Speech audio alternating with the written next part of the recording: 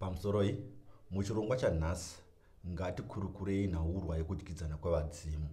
Ndakaita zvirongwa zvinokwana zviviri zvakapfuura ndichitaura nhaurwa yekutenda vadzimu vekwedu, ndikazoita nhaurwa yekutenda vadzimu vekwamai vandaiti mbereko. Hazvirevi kuti vadzimu ava havadyidzani.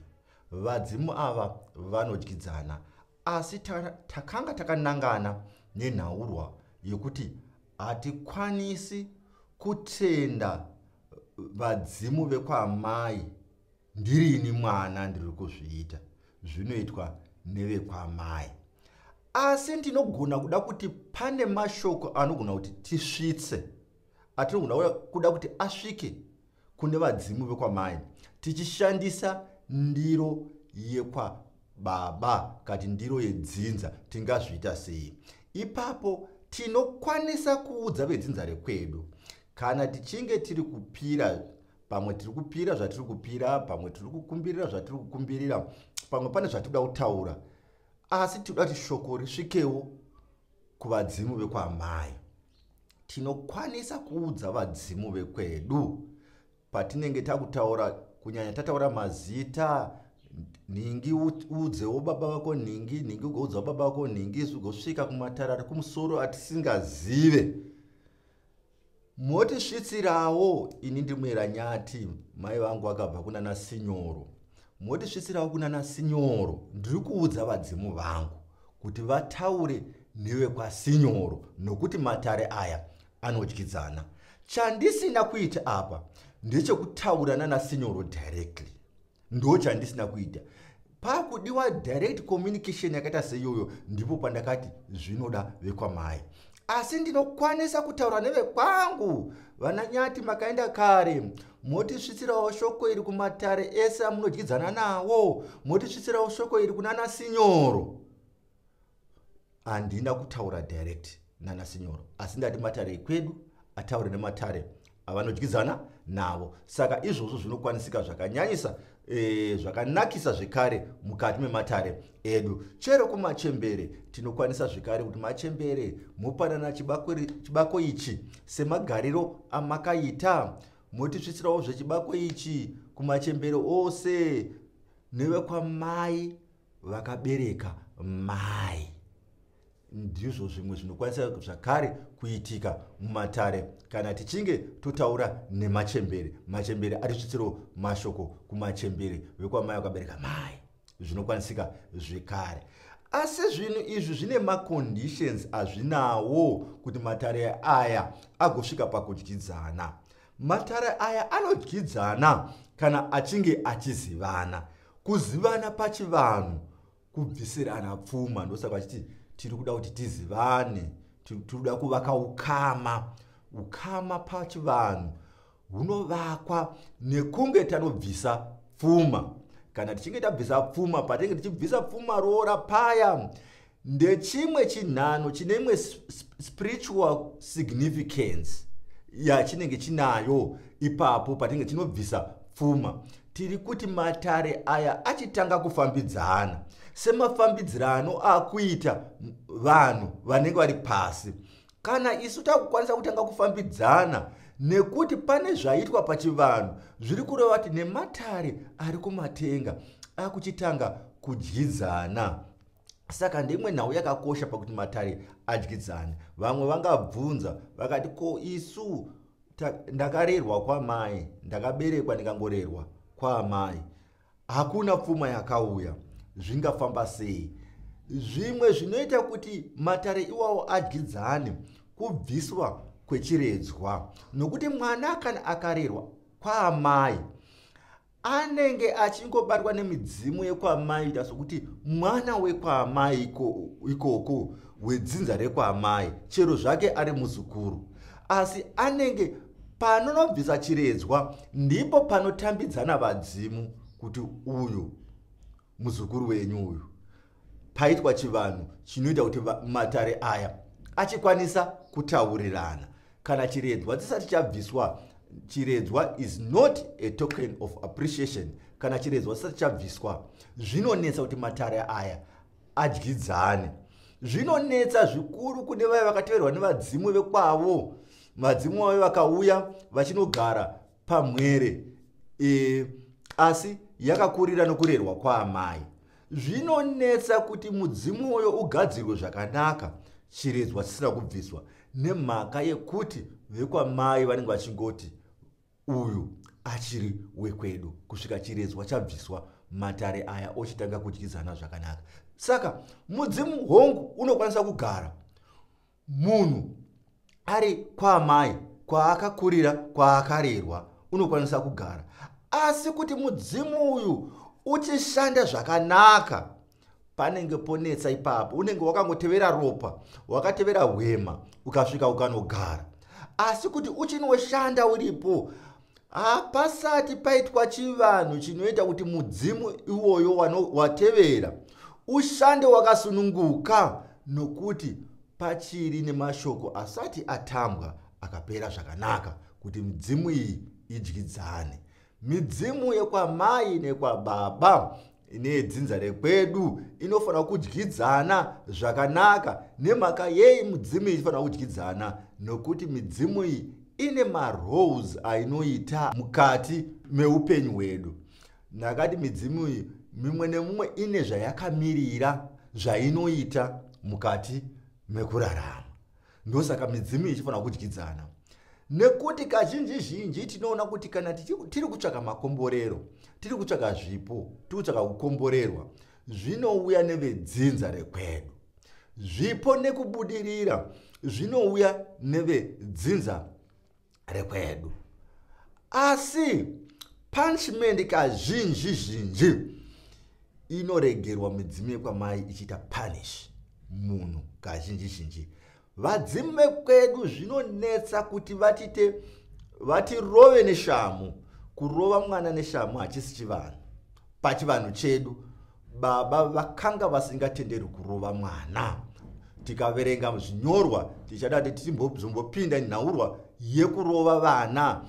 Inoita kuti tinzwisise maroles evadzimu vedu kuti akamira sei. Ndezvipi zvakamira vadzimu vedzinza rekwedu, ndezvipi zvakamirira vekwamai. Kazhinji kana mwana akanganisa pachivanhu airangwa namai. Mai nemwana ndo vakanga vaine zvakasimba zvokurangana.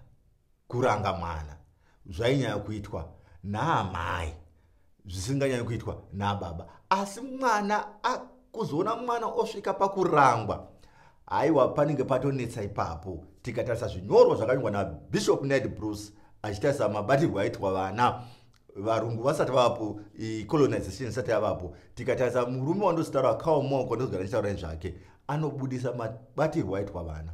But tiri kuti punishment inonyanya kuuya nevadzimu vekwamai. Ndosaka uchiona kunzi ukatadzira mai, vadzimu vekwamai vakatsamwa, pachivanhu kuti mudzimu mukuru ndokwamai.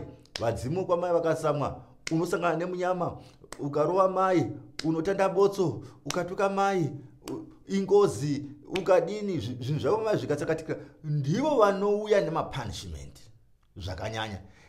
Zviri necessary muupenyu. Zviri very necessary kuti munhu asangane nemapunishment. Zviri very necessary. Midzimu yekwababa chainoita kufuratira. Ndo kazhinji. Kana yafuratira, then midzimu yekwamai yochitamba newe. Saka ndo paunoona kuti chero munhu akawirwa nenhamo zvakanyanya, anochema akanaka kwamai. Mai we, mai kani. Nokuti anoti ikoko ndiko kwazvinobva ikoko, ende ndo vanokwanisa kuzvimisa. They can stop it. Sematangira vanodini avanozviita. Ndosaka muchiona tichichema naamai mukati mekurarama, tichiti mai we. Ndo the first exclamation inoita munhu kana apinda munjodzi. Nokuti tinoti mapunishment anouya nekubudikidza nevadzimu vekwamai. Asi tiri kuti punishment iyoyo is very necessary mukati meupenyu. Kukasava nereward and punishment mukati meupenyu, hatifambi mumakwara ari straight. Tinofamba pamwe chiti hapana zvinoitika. Saka ndosaka muchuna nchiti mai havanongedzwi, mai havaudzwi uroi, mai havadini, vabereki vanofanira kuchengetwa. Makomborero blessings they come through dzinza redu, vadzimu vedu ndo vanorwa, ndosaka muchuna tizovatenda, tizovochira, maita henyati, maita ningi, nokuti ndo kwatinoti kuri kubva nemablessings. Asi punishment is very necessary, nekuti pakashayikwa punishment upenyu hwedu hahumiri zvakanaka, anoita madira tivhange mukati mekurarama. Saka midzimu yekwamai iri very necessary, ndosaka ichitofanira kudyidzana nemudzimu yekwababa, kuti paite negative and positive, reward and punishment zvinofanira kuve zvirimo mukati meupenyu hwemunhu.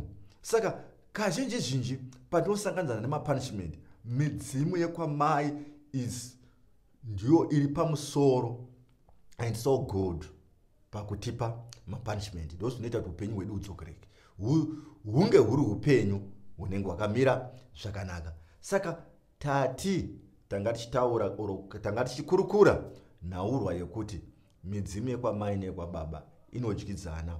Vekwababa vanonyanya kufamba nesu, ndosaka tichinoti hakuna kesi inonyanya kuuya through baba.